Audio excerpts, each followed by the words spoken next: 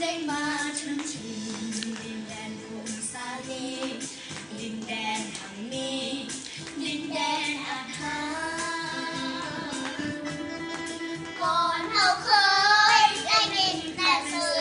สงครามเขาลือว่าเป็นแดนสวยงาม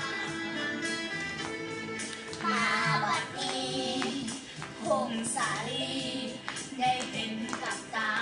งามแท้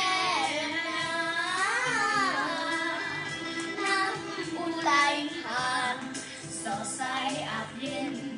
แนมเห็นหมู่ป่าหน้าสะอ่อนแท้ละน้อเสียงขับลำชาวพงศาลีแทบต้องกังวลปกปักทิศทางออกแข่งงานยึดตามผู้ดอยใจสื่อซอยเมื่อได้มาแขวงพงศาลีลงอาบน้ำอูฐที่แสนสดใสเหมือนอาบน้ำใจ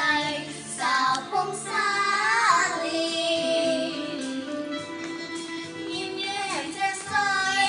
ว่าจะอ่อนหวานสมคำเก่าขานงามแท้พงศาลี